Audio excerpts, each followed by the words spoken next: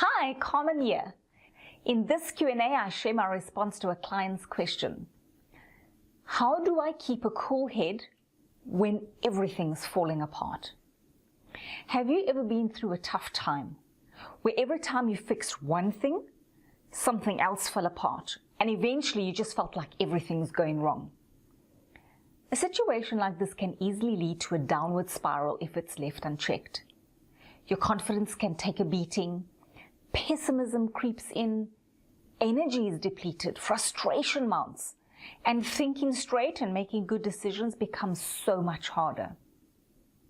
So how do you keep a cool head when it feels like everything's falling apart?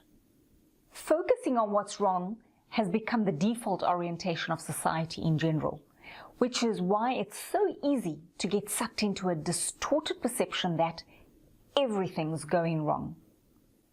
So this is the first hurdle to overcome, which we do by asking a simple question. Is everything falling apart or going wrong? Everything? Really? When we use generalizations like everything, we're actually lying to ourselves to justify our emotional state, but in the process, we create a skewed perception of the world. This limits our ability to see all the alternatives and make smart decisions. We've got to snap out of this immobilizing state and start seeing things the way they actually are, which means acknowledging what's going right. No matter how crappy you're feeling in the moment, there's always something, somewhere in your life or business, that's actually going right. Everything is not falling apart. And once we see that everything's not falling apart, we're ready to tackle the problem effectively. Sometimes to speed up, we need to slow down. So start by identifying the most important step you can take to move things forward. Then get it done. Rejoice when it's in the bag and rinse and repeat. Before you know it, the chaos is behind you and you're styling again. Now that you're composed, regained your confidence, and picking up momentum, you can turn the situation around completely by mining for the opportunities. Every struggle has purpose, which can be presented as an opportunity to learn, grow, or even seed a new idea. To mine for the opportunities presented by challenges, all you need to do is ask some pointed questions.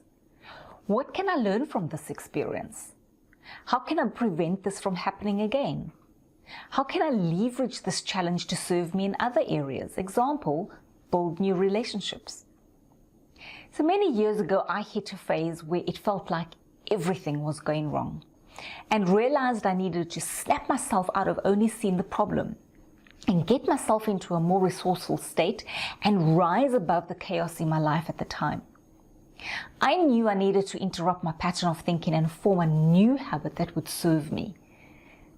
And this compelled me to start writing. Every time a negative thought crept up about the situation, I made a conscious effort to counter the thought by asking myself what was going right and then writing this in my journal. The impact of this exercise was so profound, it became one of the most powerful tools I use to this day to keep me grounded, focus on what's most important, and find the opportunities right in front of me. As Carmen Wilde says, some of the greatest successes are born from the ashes of struggle. Whether we succeed or fail in the face of challenge is determined by how we respond to it. When you apply these simple yet powerful thinking tools, you can keep a cool head when the going gets tough. So thanks for watching, stay cool, and I'll see you on the wild side of success.